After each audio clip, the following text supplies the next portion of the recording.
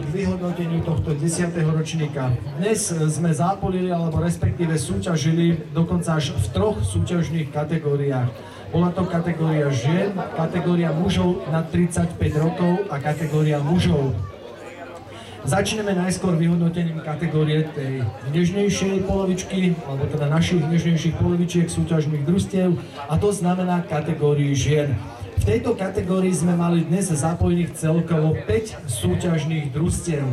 Takže ja budem pomaličky čítať od toho 5. miesta až po to 1. miesto a poprosím veliteľky súťažných družstiev, aby si sem pekne nastúpili, Pálkovi do kamery sa usmiali a veliteľ alebo predseda dobrovoľného hasičského zboru Moravskej Lieskovej pristúpi k ohodnoteniu jednotlivých súťažných družstiev.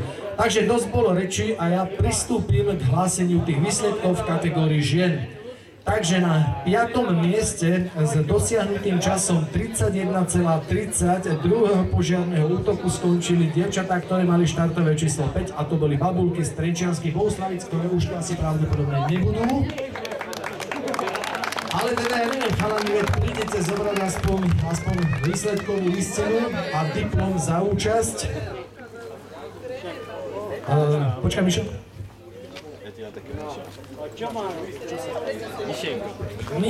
Mišenko, môj kurátenko, najsám krajšie, strojnícke. Dobre, takže ďalšie súťažné družstvo, ktoré skončilo, nechcem, aby sa, nedá Bože, tie dievčatá neurazili na zemiakovej pozícii, ale je to 4. miesto s časom 26,35 sekundy prvého požiarneho útoku. Dnes mali tieto dievčatá štartové číslo 1 a sú to hasičky z Cetuné.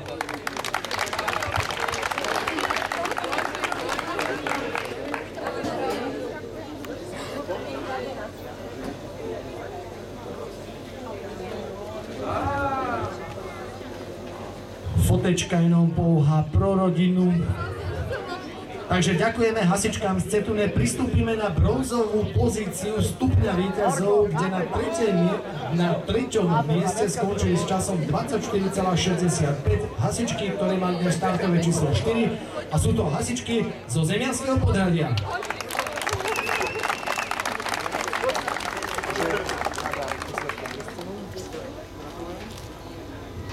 Tieto hasičky skončili s časom 24,65 prvého požiarneho útoku.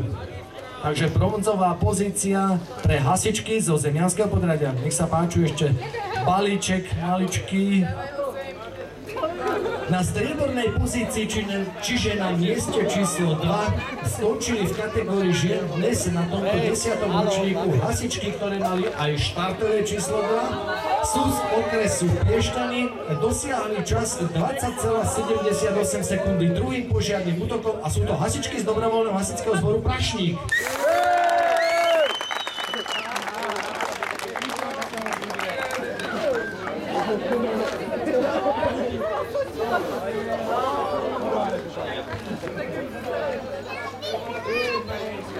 A máme tu miesto číslo 1. To znamená, že na tom pomyselnom stupni víťazov to najvyššie miesto, čiže miesto číslo 1, patrí hasičkám, ktoré mali dnes štartové číslo 3. Dosiahli čas 19,9 sekundy, to znamená druhý požiarny útok, takto skončili, a sú to hasičky z dobrovoľného hasičského zboru Topolecká.